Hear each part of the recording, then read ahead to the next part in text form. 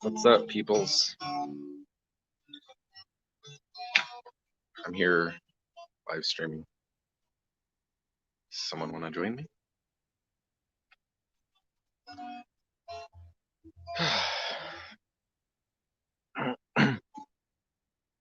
So, anyway, I'm got a few minutes here. Gonna be talking this morning about some of my favorite albums. Um, the top like two or three are off the top of my head. I'm sorry. First two or three are ones that I think I can say have always kind of rotated around my top four. But I might wait till somebody shows up in the stream, but I don't have confidence that that may actually happen. Just my record has been a little spotty lately for people showing up.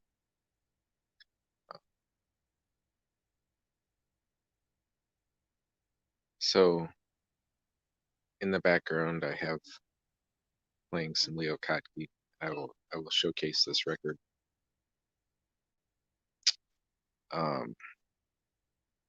Yeah. So yeah, that's what I'm gonna do. I'll talk about that record a little bit, and it is definitely a gateway album for me. But at this moment, I will wait a few minutes maybe to see if anybody shows up to my live stream, if anybody cares to hear me ramble. So anyway, today has been a really good day. It's been a feel-good day. I got a decent amount of sleep last night, I think, and I woke up, I had my coffee, got up, took a nice long shower. Feel pretty good. Feeling pretty good today. And Sundays are nice. Sundays listening to music.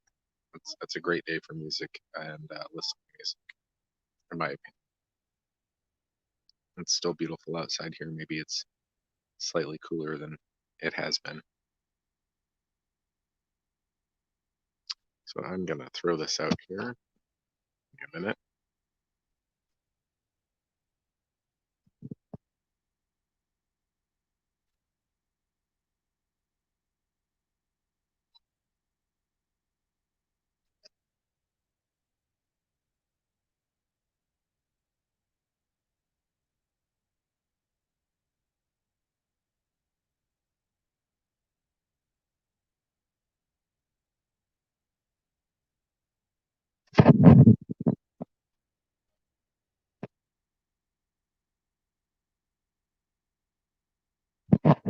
All right. Here you go, people. If you want to join my talking stuff.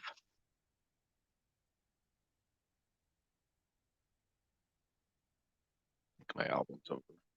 Started up again. Really good album.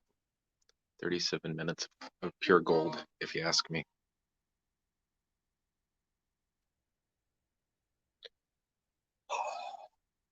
Sparkling water, boy.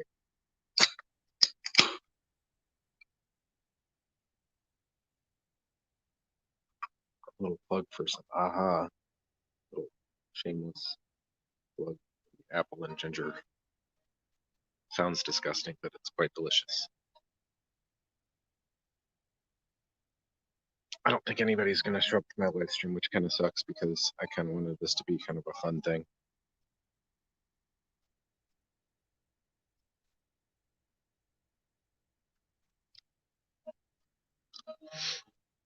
Yep. Anywho, so this album for me is a major gateway album, and I will talk about it right now. I'm just going to talk like somebody's out there wanting to listen, and it's not going to happen, so screw it. Here is Leo Kottke 6 and 12 string guitar. So I was probably 19ish. I don't know. This album came out. This actual pressing came out when I was 19, I think, which was maybe 94. This is the Rhino CD version. Just has the album, no extras on it. I don't know if this album ever came with some bonus tracks in any of its releases or not. There is I found out this morning, a out of print analog productions. They go for about $70. So that's a double 45. So that might be something I'm gonna put on my want list, because this album is just, it's pivotal for folks that love the guitar.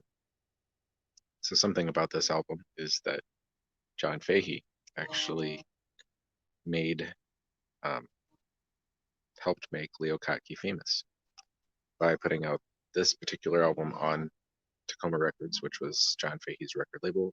As far as I know, John did not produce this album. I think it was recorded mostly in one take on an afternoon for 3.5. It literally took 3.5 hours to record. So there's even at least one instance of Leo breaking a string and him keeping it on the record. so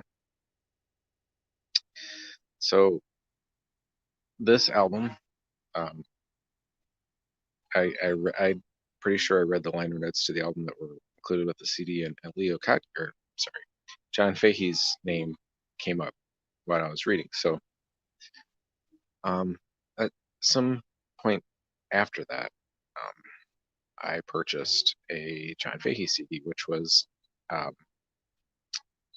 a Tacoma reissue of The Transfiguration of Blind Joe Death, which, okay, I listened to it, and to me it sounded like this was, my ear wasn't as trained as it is now, but to me it sounded like um, a slowed down version of Leo Kottke to me.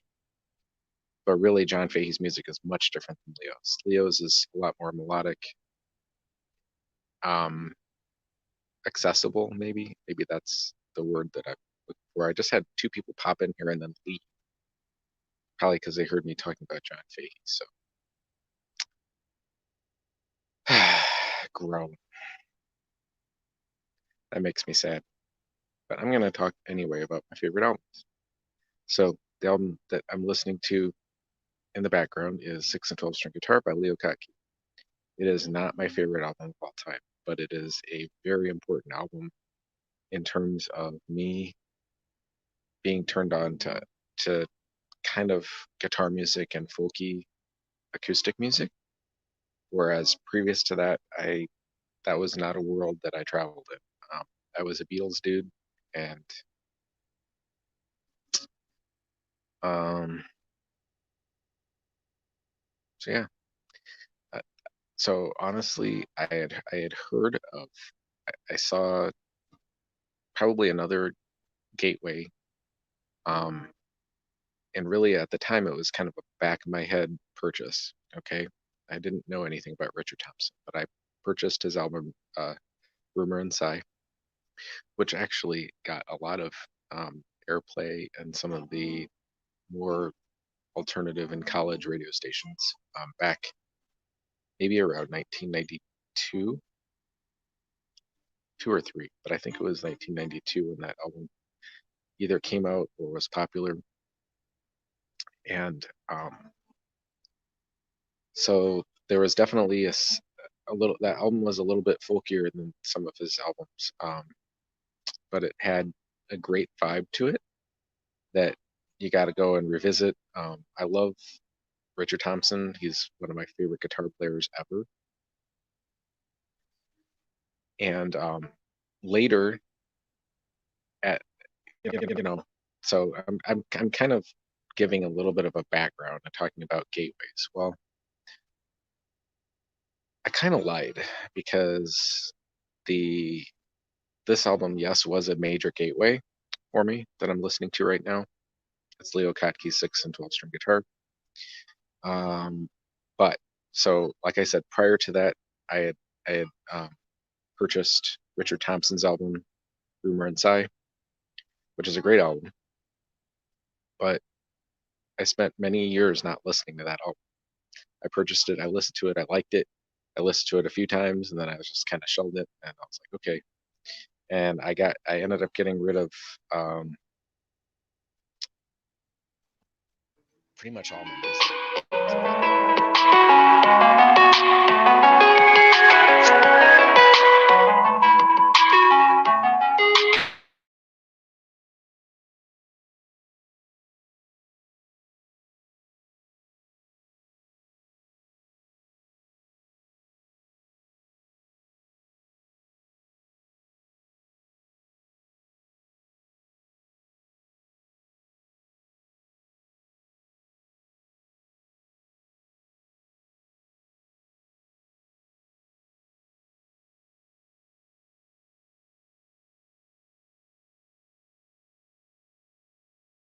Okay,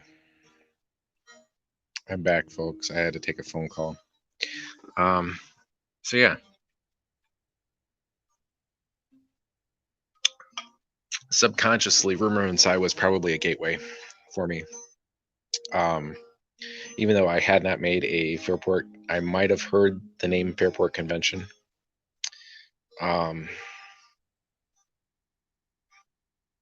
And later on, I definitely associated Richard Thompson with that band. But Richard Thompson was not the person or the artist that got me into Fairport. Okay. So backing up, I was a Beatles dude. I was a old rock and roll dude. I listened to some old stuff, kind of like that, kind of like the Beatles. But I also developed, in high school, I was a massive Squeeze fan, and how that happened. So yeah, I just in the back of my head now, I'm thinking about another album that I need to talk about. Okay, it's all coming to me now, folks. But back in high school, I was probably about 14 years old. Okay, and I had a subscription to,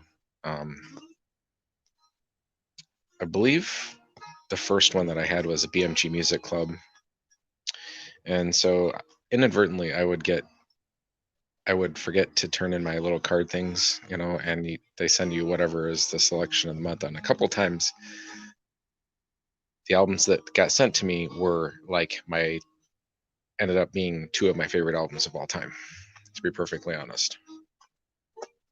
So I'm going to talk about one of those right now. And I'm going to get out and show you the first Squeeze album that I purchased. But I recently, in the last 3 years, I think, got a sealed copy of this album online. And it's in great shape. It's an original US pressing, I think. Whoever is watching me doesn't want to show themselves, and that's okay. Let's see.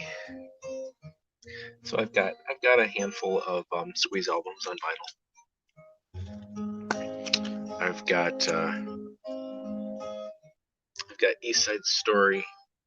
I've got the Difford and Tilbrook album. I've got Cozy Fan Tutti Frutti, which I used to own on CD, and that CD is out of print and very valuable now, which makes me sick that I ever got rid of it, because it was an original CD version. Okay, I also have Babylon and On, and their album after that is this album here that I want to show you. This is my favorite Squeeze album. Now, that being said, this is my favorite Squeeze album. It is worthy with a great pop album. It is their... So Squeeze at this point had broken up in '82, I believe, and got back together in '85. In between that, they recorded the Chris Difford and Glenn Tilbrook recorded the Difford and Tilbrook album, which is a very syrupy, poppy album, but it's very, very good. So people were very mixed about not their reunion, but the album that they came out with on their way in, because it had it requires a little more effort than some of their earlier albums, I think. But I love the album. A lot of people don't think it's their best, honestly. But Cozy Fan Tutti Frutti, and this album came out after that, Frank. So this is their last album. This is their last album before they got dropped by A&M for bad album sales. Okay, but this album did not sell well at all. Frank did not sell well. So Frank was one of these CDs that I got. Um, Frank was one of the CDs that I got in from the record club, from the CD club, BMG. That got me into Squeeze. This album just, rocked my socks off. It's not a rocker. It's very much a pop album, but it's so good, and I love the production on it. It's so raw and so wonderful sounding, in my opinion. The production just carries this album, and they had Jules Holland. I think he was back. He had he's been with Squeeze off and on several years. Just looking at some wear that's on the back album cover, but yeah, it's a cutout and it's got some wear to the uh, actual album cover. Uh, love it, love it, love it, love it. Good stuff. But yeah, I used to own like the original CD or BMG, whatever.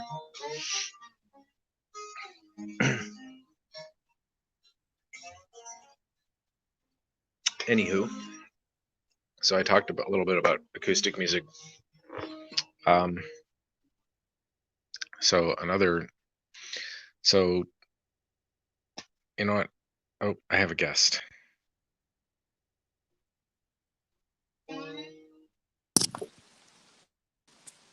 Hey! Jack is here. That's awesome.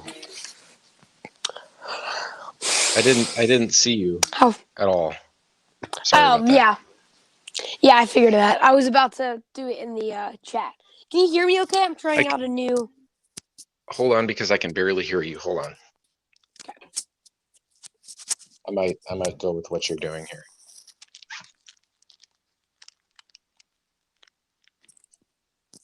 I think I killed my... Here we go.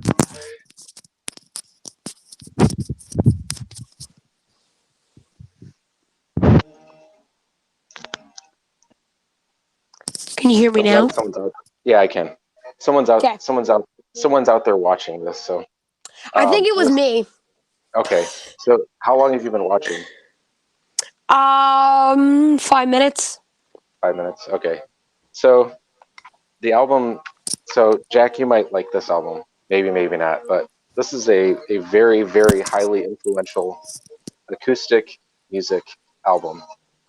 I don't know if you've ever seen this album. Oh, so yeah. This album is Leo Kaki, who is he's still around. He's still with us, but he's got he's like well into his 70s now. But this was like his second or third album. Wikipedia says it's his second, but I think it's actually his third album. Yeah. And I'm turning down the music because it's a little bit loud for me. Sorry. So anyway, I bought this in my, I want to say like late teens. Yeah. And this album, okay. So, I'm a big fan of this guy, John Fahey. And this album this album has sold over 500,000 copies, like 500 to 700,000 copies. Yeah. And yeah, I'm rambling. But it was recorded in 3.5 hours, and Wow. it's even got Leo Kaki breaking strings on it, and there's a lot of 12-string guitar on this album. Yeah. And yeah, so it's some crazy fast playing, and I guess after he recorded the album, he developed tendonitis, so he had to change his playing style. Yeah. There's no overdubs on the album. It's all just him just going crazy with an 6 and 12 string guitar is basically what the name of the album is. That's cool. Yeah, it's a fantastic album. I mean, it's apparently I just found out there's a analog productions of it, a two, yeah, it's like goes for like $70, but Oh wow. so yeah, so that got me into so that reading the liner notes made me investigate further about John Fahey, and really John Fahey is other than the fact that they both did solo acoustic guitar music, really is very much not like this guy. This Yeah. guy's more this guy's more a little bit more accessible and stuff. Anyway, I'm rambling, and I was going to talk about some of my favorite albums, most of which you've probably never heard of. Uh, but my current I kind of laid a little bit of groundwork early in the live stream, and I'm thinking about maybe keeping this live stream up. I'm not Yeah. sure. Um, I just don't really keep them on there because most of the If time you're nobody. if you're What's up? rewatching this, hello. So glad Hey, you're. yeah. Um, I'm glad someone's out there watching. Where is? Should I pick out some of my favorite albums? Sure. I know. I know what your. I think I know what your favorite album is, Yeah, that's pretty much. and that would be this. Would I be wrong in saying the Skid Row self-titled album? That is actually incorrect, Okay. but that's probably number 3. Okay. That's a really good one, but my favorite of all time has to be Rush Moving Pictures. Okay. Yeah. Oh, yeah. I think I heard you say that actually. Yeah, Um. this is the favorite for me because I don't think there could be any better in terms of everything, anything mm, vinyl and music related. It's so perfect for me. It's like, yeah. yeah. So that album is probably the most Rush I've listened to, and I know I've heard it all the way through, but I recently uh, listened to that album, just the first couple tracks. So Oh yeah, the A sides to this are like amazing, and the B yeah, sides are great too. yeah. So this okay. Let me. I've got so my favorite album. I've got 2 copies of now. Yeah, I think I want to get 2 copies of this one. Yeah. There's a reissue that you can get. Okay. So here is my current favorite album of all time, and it's Nilsson Schmilsson by Harry Nilsson. And for crying out loud, so I discovered I've always known about Harry Nilsson. I don't know how much you know about him. I have Son of Schmelson, I think. Yeah. So oh yeah, good album, very good album. That album actually was produced by the same guy that produced this album, and it came out like a year later or something like that. Yeah. And Richard Perry, who is like he actually produced the Ringo album too. Oh wow. So I don't know if you knew, but Harry and Ringo were like best friends. Yeah. Yeah. So um, yeah, that album, Jack. If that is, I know you like Ringo a little bit. I don't know if you have that album, but that is one that you have to get because it's so Which good. one is it? The Ringo album. That's all it's called. Yeah, it's just called Ringo, and so it's Oh. got so it's basically his best loved album. Because I have this, which I'm guessing some of the tracks are on, if I can find it. I'm guessing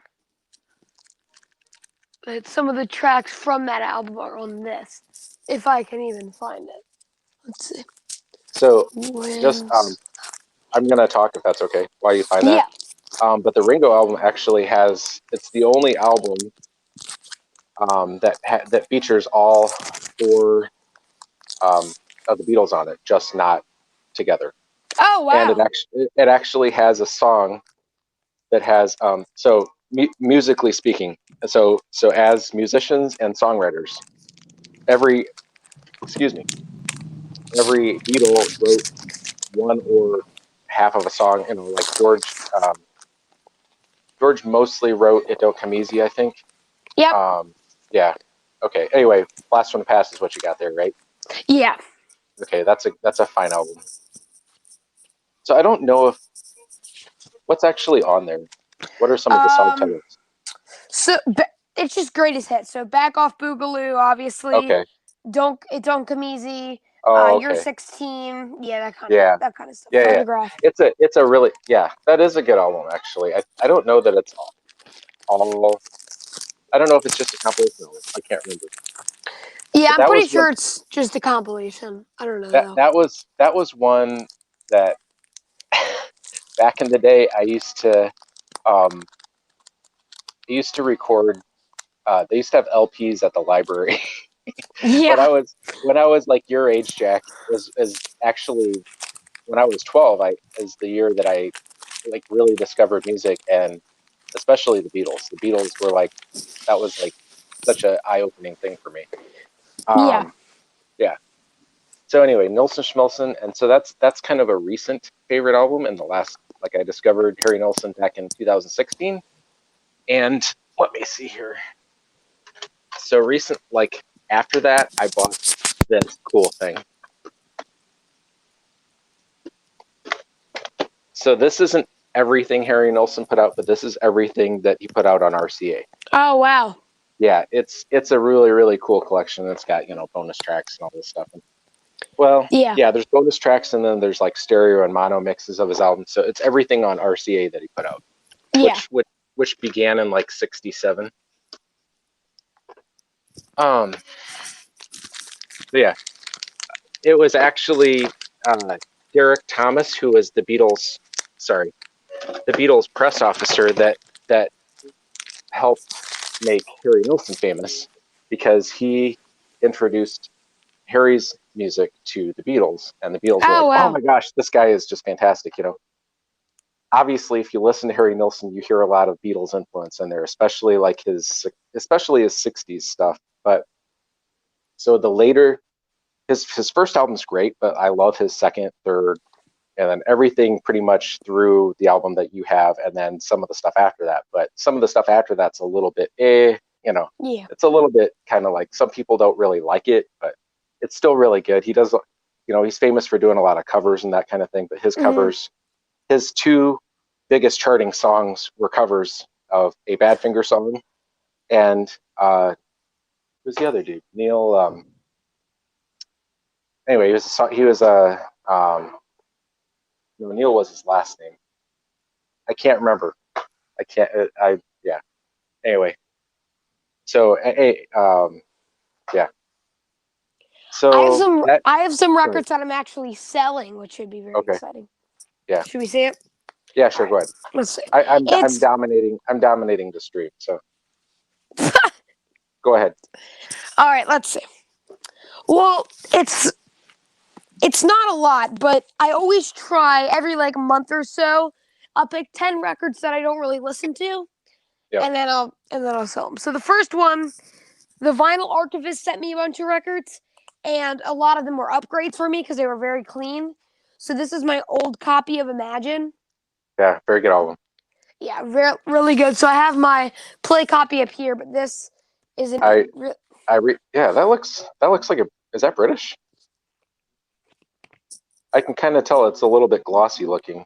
I can't tell it. Is Yeah, that I think this copy is glossy looking too. How do you tell? Is there a way to? I don't really know. I turned down a good copy of that for like $12 recently. Just it's not that I don't love any of that stuff. I, I yeah, I got a album that had some of the Harry Nilsson covers of Yoko Ono songs on it. That it's a little bit hard to come by. So Yeah. anyway, sorry. Chicago 17. Yeah. Hey, I have that album. I think. Do I? It's it's pretty good. I mean, this isn't It's an pop. upgrade Yeah. from. I just don't listen to it that much. I have a Yeah. compilation from. I don't listen to mine either that much, but I do like it. Yeah, it's just the way I see it is there's no point of having it if you're not going to listen to it. So Right. Well, yeah. You know what? That might be one that I got rid of then because I don't seem to have any Chicago right now. I here's recently, another yeah, go ahead. here's another upgrade for me. The Vinyl Yeah. Archivist sent me a better copy of this, and this is my old copy of Emerson, Lake and Palmer. And I think I still have that somewhere. Yep, Yeah, so this is the bad copy. So I have the copy that he sent me up there. I have this This, one, the first one. I think oh that's the yeah. first one, the one that's just called Emerson. I've got that one too. Yep. I got the same one you. Um, I'm not a fan of this. I don't know why. The Pretenders. I can't get into it. That's the same thing I say about because it's very much like one of those albums they say, oh, all the music nerds and the all that. It's not okay. So let me back up and to me some of the songs are just a little bit Yeah. risque or something. I like to where it makes me feel a little uncomfortable or something. But um, the one there, so obviously Brass and Pockets on there, right? So obviously I like the hits off the album, but I can't really get into the album that much. It's not that I Me don't either. like. There's something about the variety that's very attractive on the album, the variety of the music, because Yeah. obviously it doesn't read all the same way. But I think that's where people, yeah, I'm just like I don't know. I've tried a couple times to listen to that all the way through, and I was like, I don't know, I can't do it. It's not that I don't like the Pretenders. It's just I'd much rather listen to like their greatest hits or something. I You know? have one Pretenders thing in my entire collection, and I'm probably not even gonna find it because I might have even sold that out right here. I don't. Oh, okay. Is that what is that? Oh, that's the Back on the single. Chain Gang. Okay, it's a single. Yeah. It's all I need, to be honest. Yeah. I Um, I like that song, but yeah, I like their music. Don't get me wrong. I like them as a band too, and I like Chrissy Kind and stuff. But I'm just not. I haven't heard too many of their albums that really impressed me. I guess yeah, I this like is their Phil hits. Phil Collins. Phil Mm, Collins, hello, I must be yelling. I'm not a fan of this one either. I mean, really? face I face value is a good one. I have that too. Face value is a good one, but Yeah. I like. Gotta like that label though. Isn't that label kind of cool? yeah. With the writing. Yeah. Yeah. Well, I usually get decent money for the records because I don't buy records that aren't in good condition. Like that's one of my things that I just limit myself to. So Yeah. these are all in like pristine, near mint condition. Yeah. So The mine's a pretty decent copy. I think I paid $5 for it, but yeah, I do like the album. It's not like way on the top of my favorite albums of all time, but after you show a few more, I'm gonna have to. Yeah, good old Lionel. I love Lionel Richie. No, I mean, hello, maybe I guess, but this is just not me. I yeah, guess. I like Lionel Richie. I like the Commodores. I don't love him, but I'll tell you what, I would probably keep music by him if someone gifted me some Lionel Richie. I don't think I have any of his stuff on vinyl. I might have a CD or These two. are the ones that I'm not giving away, and I don't. Yeah, That's like if anyone gifts me stuff, I'm not going to give it away. yeah, that's So that's good. That's yeah, valid, yeah, none of these are given to me, but I don't know. right? It's just I don't know. I don't really like it that much. I have two copies of this, and this copy is actually not in the best shape. Best of Bread. Yeah, I have another that's copy. one that. Yeah, that's one that I need. I don't know if you've ever heard they did a song Guitar Man. Have you ever heard Oh that yeah, song? yeah, yeah, yeah. Yeah. So the band Cake does a really cool version of that song that I think is better than the original. Well, It's you need this one. yeah, Okay, I'll send it to you because you sent me those tinted yeah. That windows. So that would be nice. That would be nice of you. yeah, I'll No, send this one. I don't have it. I know it's like it's easy to come by, but I appreciate that. Thank you. Yeah, I'll send that one to you. And that out of all of these, do you have any other ones that you want? Because I want to send you some more stuff besides one record. I don't know what other ones you said you So didn't like the Lionel Richie. I'll take Lionel Richie if you don't want it. okay, Oh, wait, yeah. no, that was a gift to you, or No, none of okay. this was a Oh, gift. okay. Oh, okay. Lionel I'm pretty. Richie. Let me make sure I don't have that. I'm pretty sure I don't, but uh, Yeah, I don't think I do. I don't think I have Okay. any Lionel Richie on vinyl. And I've got like then a CD or two. I think just one CD maybe. I might actually have that on CD. okay, and then But I every know that I like single that album. I every know that I single like person needs this. Do you have In Color by Cheap Trick? it. I don't have any. No, I don't. That would be an awesome thing. Yeah, you need that. You're gonna need that. I have Um, so many copies of this record. I yeah. just buy them. I just give them to people because I'm like, you So don't have this, you're gonna need it in your what? life. Yeah. So when I was younger, I bought this album that I'm listening to in the background. Yep. I bought this on vinyl at so one of the first places my wife and I lived. We lived across the street from a record store. Oh wow.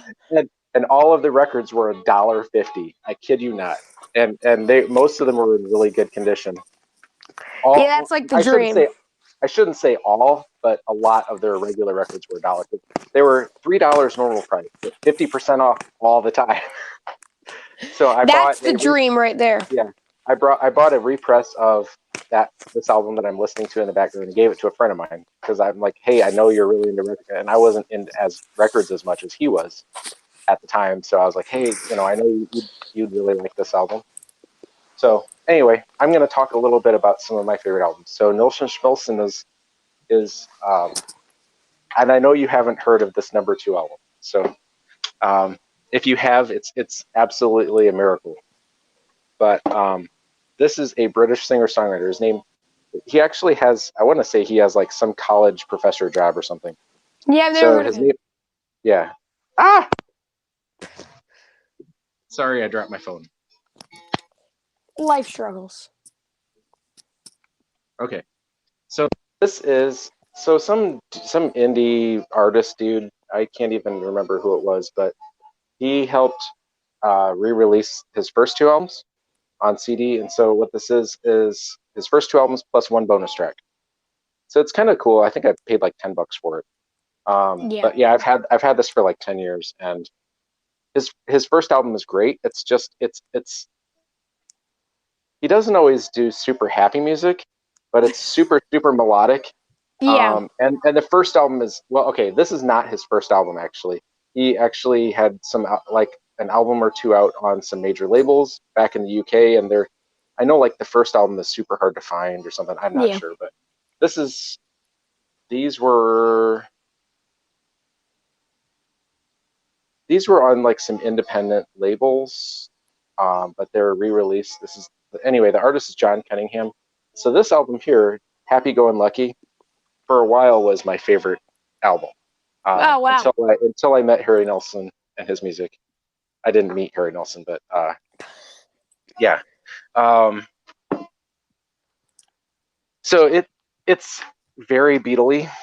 Yep. Yeah, super, very much so. It's very pop, and apparently he got a friend of his to be like I'm like friends with this guy on Facebook and the bass player and stuff, but the bass player on the album is just some friend of his, and he's not like a Oh. professional musician, and I love his bass playing.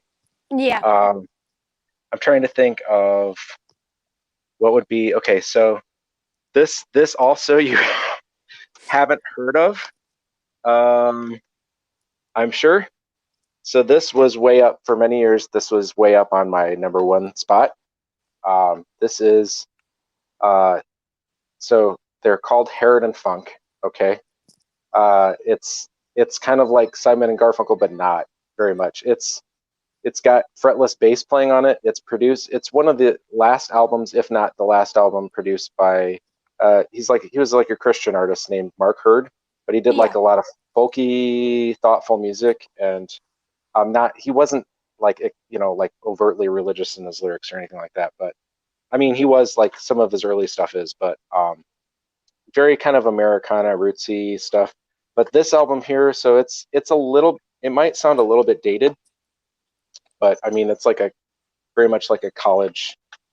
Uh, I don't know how to put it, but anyway, when their second album came out in like 1997, I about like it was like a super exciting thing for me, and it's really good. But it's the first album is a lot more like acoustic and stuff, and Yeah. so they broke up. They went their separate ways. They put out a really cool live album which features a lot of songs that they never recorded in the studio. It was like over an hour's worth of music, and it's got some covers and things on it, I think. But so those three albums are fantastic, and Jason Herod from Herod and Funk has it still does music, but the other dude I don't think ever did music.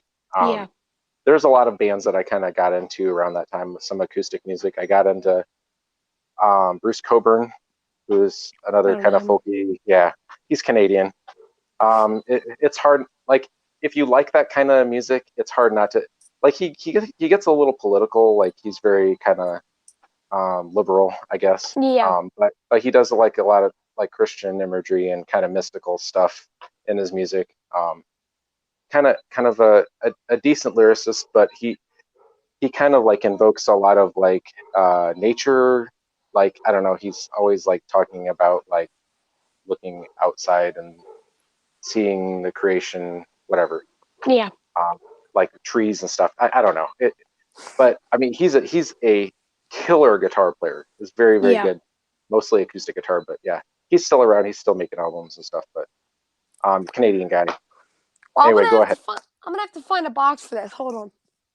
So I won't be able to hear you because I'm taking my ear. No, I won't talk.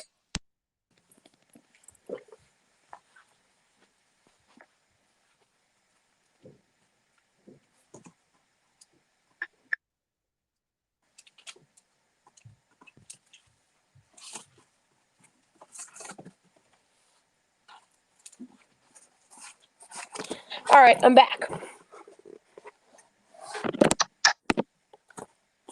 So should we Cool. do a live packaging?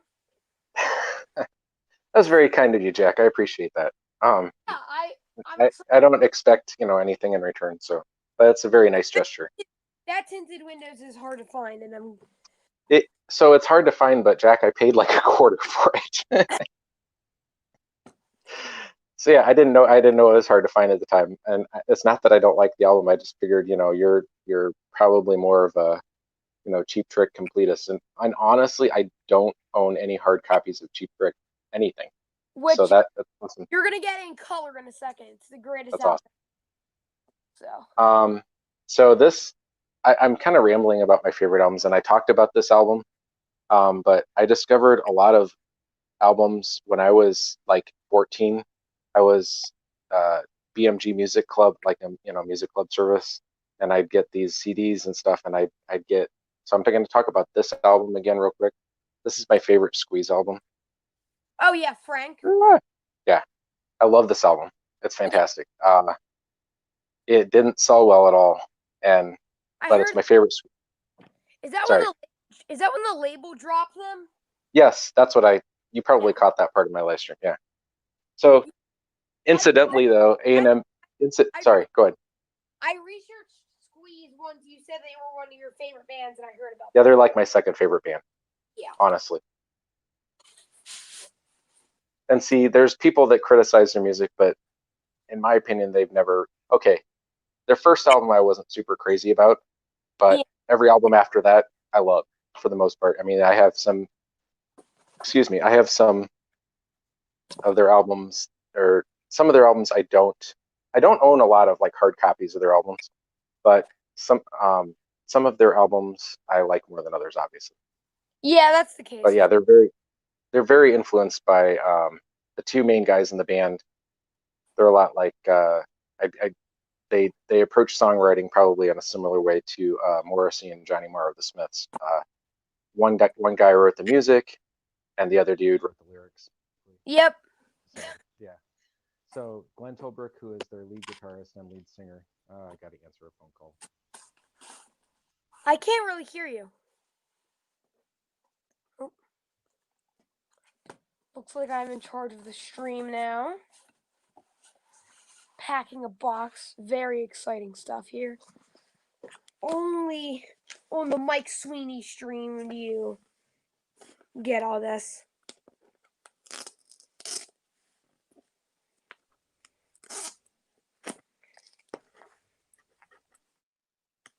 Is he back? Maybe not.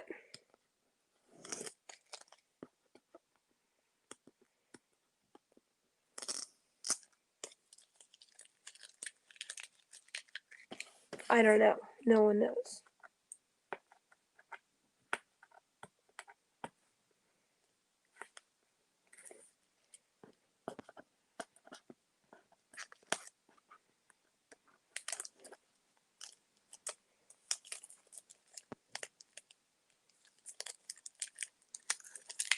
No one knows.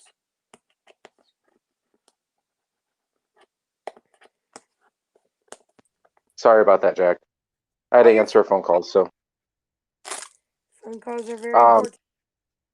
so no, it wasn't like super duper important, but I can't. I probably go for a few more minutes here. So go ahead. What were you gonna show me? Oh, I'm just packaging this Oh, amazing. okay. So I'm gonna ramble a little bit more then. Okay. So I got kind of into like some folk. Sorry about that. I got kind of into some folky music, and okay, so the rest of these albums are kind of uh just kind of off the top of my head. Some of my favorite albums. Uh, do do do do do. So I got kind of into some acoustic music and stuff, and I remember the very first time I heard this album was my first exposure to this artist, I think. I was driving and listening to some public radio station.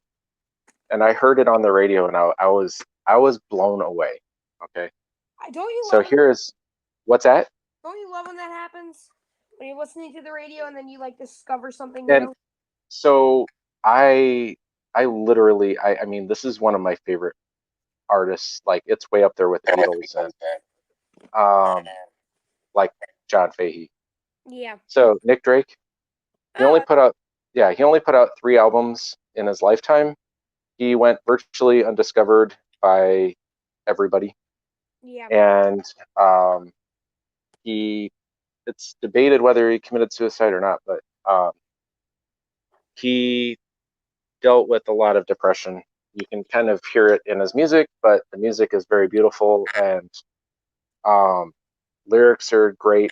They're a little weird sometimes, but the music is just he really set the stage for finger-style guitar, and he used some crazy tunings that sometimes people have a very difficult time to Yeah. figure out.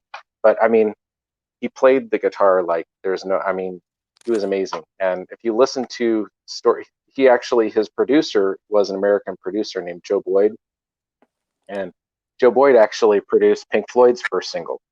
Oh I wow. don't know if you knew that. Yeah, so Joe Boyd was like a major dude, and he produced a lot of like very significant, mostly like folk kind of stuff. But um, so Nick Drake was contemporaries with a lot of British folk rock from the late 60s, including a band called Fairport Convention. Okay, so this album was also, I'm pretty sure, produced by Joe Boyd. He ran a company called Witch Season. Here is my favorite Fairport Convention album. This is their second album of 3 albums this is called Unhalf Bricking. It's got a really cool back cover, by the way. This Yeah. is a repress. It's like 180 gram. It says virgin vinyl, but yeah, I don't know. That's debated whether that makes a difference or not. But sorry about the glare. This is a great album cover.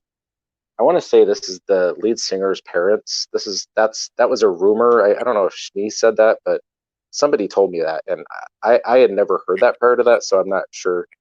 But this you might like, Jack. I'm not sure how much you like. It's not really acoustic, but it's got a um, Richard Thompson was one of the like he was the main guitar player. He was really young at the time that the band started. I think he was like 19, and but this is a really good lineup of the band. Now they lost their 19-year-old drummer Oh, uh, right after they recorded this album, like almost immediately after. They were in a really bad van crash, and um, I want to say the drummer and his girlfriend were in the very front, and they both died instantly. And really good drummer, but the drummer that they had after that was really good too. Different style drumming. Um, so there are 5 people in the band at this point. Simon Nicol, Martin Lamble was the guy that died. Ashley Hutchings was their bass player, I believe. Sandy Denny. So Sandy Denny is another really, really big favorite artist of mine. she sang on Led Zeppelin 4, The Battle of Evermore, if you know that. Um, I'm trying to think. So anything by her, I absolutely love. This is one of my favorite albums. This is, like I said, this was the three albums that Sandy did early on with Fairport were their second, third, and fourth album, all released in 1969. Three Wow. albums in 1 year. Yeah, it's amazing. Insane. Yeah. They're all very good albums, but that one's my favorite. The album that came after that was very um, more traditional, like old school English folk music done in a very contemporary rock and roll kind of way. I don't really know how to put it. Like they did a lot of traditional songs, but they did it like crazy with electric guitars Yeah. and fiddles and violins everywhere and that kind of just, yeah. There's some crazy Easy. pairings, like fiddle and electric guitar solos going together, and it's just amazing sound. Anyway, go ahead. Were you going to show me something? You look like you want to talk. Oh no. Okay. Probably gonna head out, but I got this all packed up. Um. Okay. Yeah. What do you do? Me to get down where I should send it now, or do you want to email it to me? I'll email it to you if you don't already have. Yeah, I'll just email it to you. Okay. I Cool. think I still have your email. All right. I'll get everything. Do you need to? You said you need to get going, or Yeah, I'm probably gonna head out. I know. okay, My uncle okay, is coming over in like a half hour. So. Yeah. okay. All right. All right. Okay. See ya. All right. Take care, Jack. I'm probably going to keep talking a little bit. So Okay. okay. All right. See ya. Thanks for coming on. Yeah. Bye. Jack's Tracks, everybody. Okay. So other albums that I love. Trying to think off the top of. Okay. So there's one album that I did not mention. Do do do do do. So incidentally, I'm here's another album that I love. This is probably my favorite Sandy Denny album. This is the first. This is an import with like a bonus disc, I think. No, it's one disc, but it's got bonus tracks on it. Used to have like a 80s CD copy, which should have really held on to, but I do like this. This is remastered with bonus track. Now there is like a 2 CD version of this album, but this is kind of a sad sounding album, but it's so good and it's a great album cover. It's like she's got some tea leaves. I don't think it's like,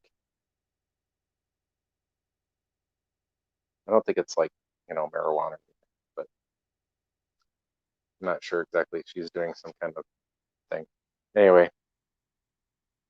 but yeah, it's a great album cover and great album art and fantastic album. I love it. It's got some great. I think Richard Thompson's on there playing guitar. It's just very, very, very cool. It's her first solo album. It's called The North Star Grassmen and the Ravens. Highly suggest that album for anybody that likes like folky music. Um, really, really good album. All right, I think I'm ending this here. I gotta show one album, one more album.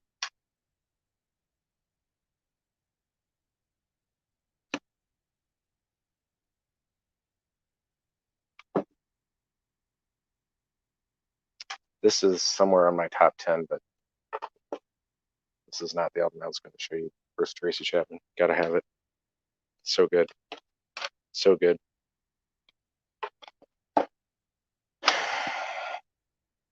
So another favorite album is this album, the White Album, and Rubber Soul, and other albums by the Beatles, but pretty much everything like way up, probably past like like before my number one. That's actually all of the Beatles catalog. I put probably before my number one album, but maybe not. I don't know. I don't like to rate everything.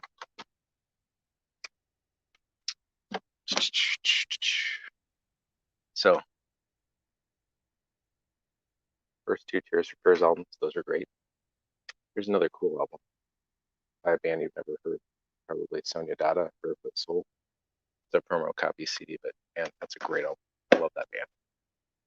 I'm trying to think of other ones.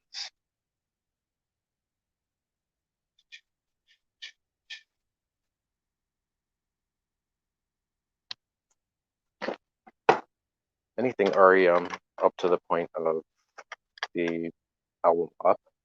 I don't really care for that album, but all the albums before that I really like.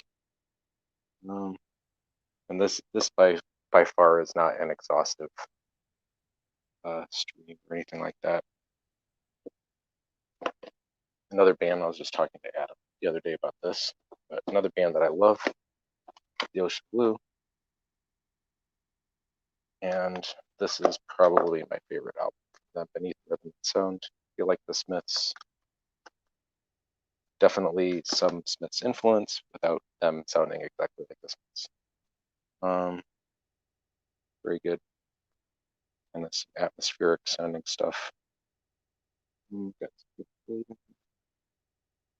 Hi. What?